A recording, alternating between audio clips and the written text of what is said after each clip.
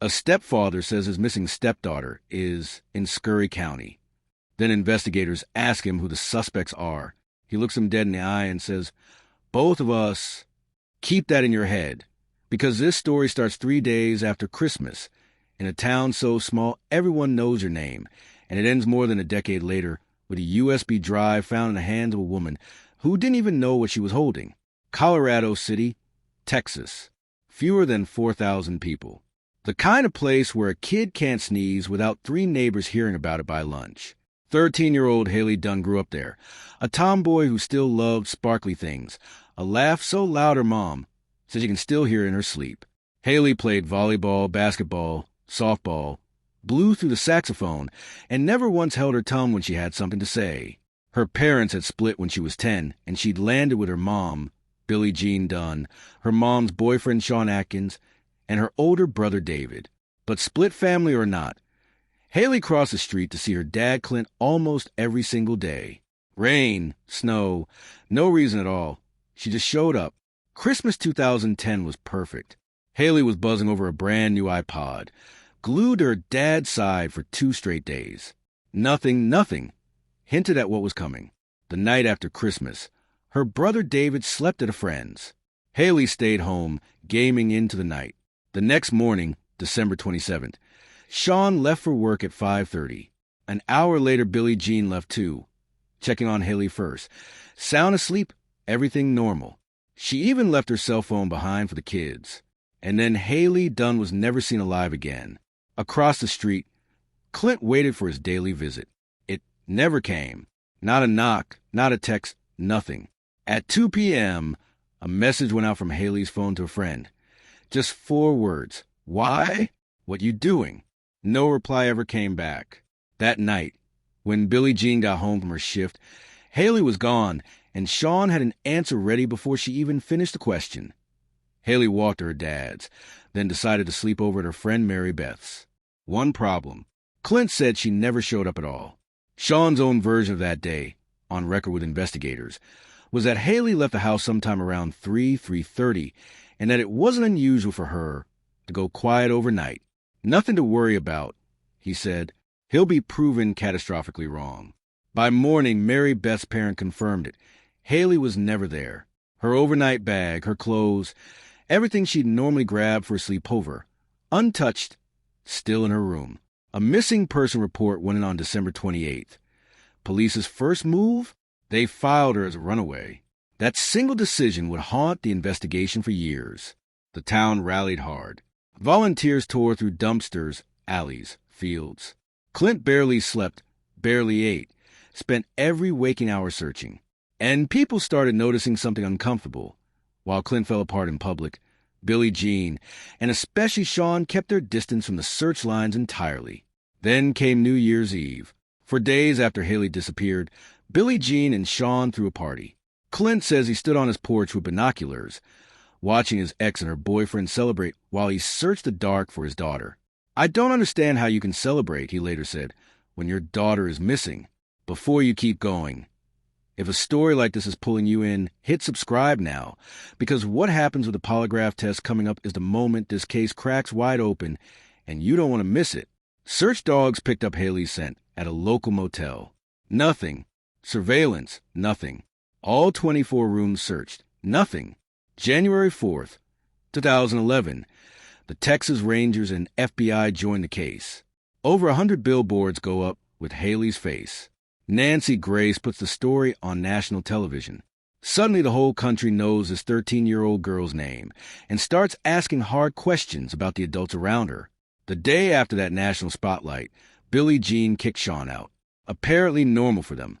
They broke up and reconciled constantly, and officers had already been called to their house for domestic violence disputes almost a year before Haley vanished. Reporters digging into home life behind the family's calm public image found something much messier. Heavy drinking, constant fighting. A household far more chaotic than anyone let on. And Haley had reportedly told her grandmother something chilling. She sometimes saw Sean's shadow lingering outside her bedroom door at night. She was scared he'd come in while she slept. Then the polygraphs. The first attempt gets scrapped. Both Billie Jean and Sean are allegedly under the influence during testing. Sean walks out not once, but twice. On a third try, he barely gets through phase 1 before quitting again, accusing investigators of running a witch hunt. But before he walked, he said two things nobody in that room forgot. Asked where he thought Haley might be, he answered, Scurry County. Asked who the suspect should be, he said, both of us. The examiner's notes say those answers registered as truthful. Bank records showed Billie Jean and Sean hitting ATMs the night Haley vanished, withdrawing $140 they first claimed was for groceries, later found to be drug money. A search of the property turned up something worse. Hundreds of printed articles on serial killers, sexual sadism, and family murders. Billie Jean called it a true crime hobby. Investigators weren't convinced. By 2011, Sean was officially named a person of interest. Child Protective Services pulled David out of the home. Then on February 24th, investigators found something that changed everything. Over 100,000 images of child sexual abuse material on a flash drive at Billie Jean's house and on a computer at Sean's mother's home. No arrests followed immediately. Too many people had access to both properties, investigators said. But a month later, officers showed up looking for Sean. Billie Jean told them he wasn't home. He was hiding inside. She was arrested for lying to police and later took a plea deal, 90 days suspended, a year probation. She and Sean moved counties, then split for good by 2012, and Billie Jean later admitted she started to believe Sean had something to do with her daughter's disappearance. For 2 more years, there was nothing. No body, no arrest, no answers, just Clint, still searching, still fighting for a case that seemed to be dying. Then March 16th, 2013, a hiker walking near J.B. Thomas Lake in Scurry County, the exact county Sean had named in that polygraph, finds human remains. 6 weeks later, DNA confirms it. Haley Dunn. Investigators believe blunt force trauma killed her. She wasn't buried until January 2017.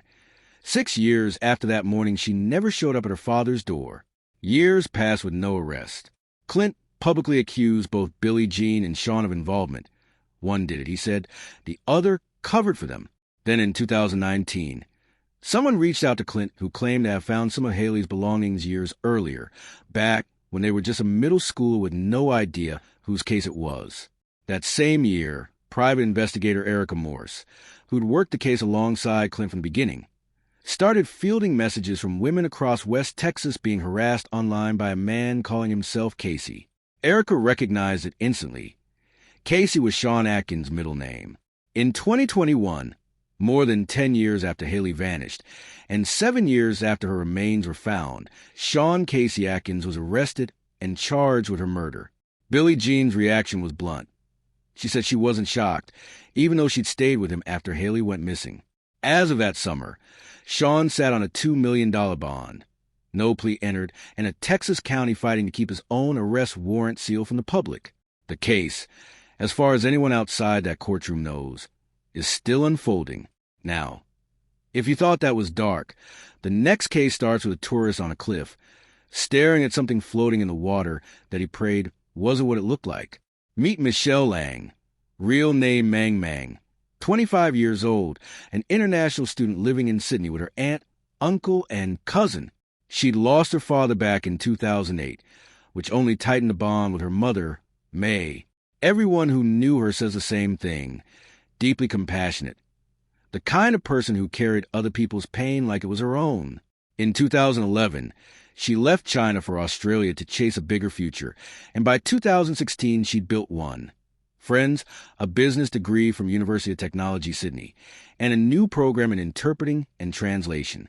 Everything was clicking into place. April 21st, 2016, a warm Thursday. Michelle meets friends near campus, hops a bus, wanders Pitt Street Mall shopping on her own. Nothing out of the ordinary. She catches a train towards St. James Station just before 4 p.m., gets off at Campsie around 4:30, heading home. That was the last ordinary moment of her life. 60 kilometers away, at a place called Snapper Point Blowhole. Beautiful, jagged, dangerous. A tourist spots something in the water that isn't moving. Face down. Still, not swimming. A paramedic is lowered by helicopter to pull the body out, and within minutes it's obvious this is no accident. A young woman, unclothed, nearly 40 stab wounds, her throat cut. Investigators don't believe the ocean carried her there. They believe she was killed and dumped at that exact spot. Police release a computer-generated image of an unidentified Asian woman in her 20s. Online, people start connecting the dots to a missing student named Michelle. DNA confirms the horrifying answer. Detectives move fast. Within a day, they've traced a car caught on camera entering a national park hours before the body was found. Straight to the suspect. And here's the gut punch. It's her uncle, Derek Barrett, 27, married to Michelle's aunt, the same man who lived with her, who'd helped file her missing persons report. On his phone, investigators find images of Michelle bound and gagged on her own bed. A look on her face officers said they will never forget. Here's the part that will genuinely turn your stomach. While Michelle was being held captive in her own bedroom, her cousin came home. She had no idea her cousin was suffocating just down the hall. Investigators pieced together a timeline from cell data and CCTV. Derek assaulted Michelle almost immediately after she got home to an empty house, held her captive from Thursday evening until Sunday morning, and then killed her. Afterward, he wrapped her body in plastic, drove it out to the blowhole, stopping along the way to grab food, and threw her into the water. The location wasn't random, either. Years earlier, Michelle had posted a smiling photo from that exact cliff on her Instagram. Derek was charged with murder and pleaded not guilty, denying everything. 18 months later, in December 2017, he flipped and admitted it all, plus 21 more charges, 19 of them for secretly filming Michelle for sexual gratification. He blamed drugs, claimed he blacked out, and remembered only fragments. His own face in a mirror, blood in the sink. The court didn't buy a word of it. A forensic psychiatrist testified Derek was almost certainly faking the memory loss. The judge called it a crime of extreme brutality carried out by a man Michelle trusted, in the one place she should have been safe. He was sentenced to 46 years, with no chance of parole for 34. You'd think that was the end. It wasn't. 2 years later, in November 2019, an elderly woman with dementia, someone with zero known connection to Derek, was found by her daughter holding a small waterproof USB drive she thought was a toy. Nobody knows how it got into her house. When the daughter plugged it in, she found 9 videos and 13 photos of Derek torturing and assaulting Michelle during her captivity. Footage so disturbing that in one clip, after cutting rope from her swollen, purple wrists, Derek casually says, "So where were we?" before continuing. Investigators also discovered he'd secretly filmed Michelle and his own stepdaughter, showering and sleeping for months before the murder. 17 new charges followed. Because none of this evidence existed at the original trial, the judge couldn't retry the sentence, but she called it on the record one of the most disturbed cases she'd ever seen, and said if she'd known the full extent back in 2017, Derek would have gotten life. Instead, his non-parole period was extended by 2 years, 2052 at the earliest. Michelle's mother had already buried her husband years before losing her only child to the man her family had trusted completely.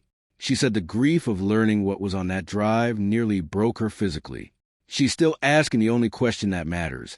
How does any mother survive something like this? All right, one more. And this one has a hurricane in it. Stick around, because the ending flips the whole case on its head. Baytown, Texas. Crystal McDowell, 37, real estate agent, mother of 2, Madden and Maui, and a woman who survived more before adulthood than most people survive in a lifetime. Both her parents died of AIDS-related illness tied to drug addiction before she turned 12. Not long after, she was abducted by a convicted sex offender who held her captive for an extended period before she escaped. Somehow, she rebuilt, became a flight attendant, met logistics manager Steve McDowell, married him, had 2 kids, and eventually pivoted into real estate, a career that was finally, genuinely taking off. The marriage, though, had cracks in the start.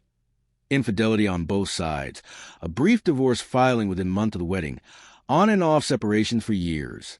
In June 2017, after a decade together, Crystal and Steve officially divorced, though they kept living under the same roof while selling the house. Not long after, Crystal started seeing a local jeweler named Paul Hargrave. Friends said they hadn't seen her this happy in years. The morning of August 25th, 2017, Crystal left Paul's house after staying over, caught on his home security cameras, loading her Mercedes. She texted him the roads were clear, called him sweet, said she might take the kids out later. He told her he loved her. At 1 p.m., he checked in again. Nothing back.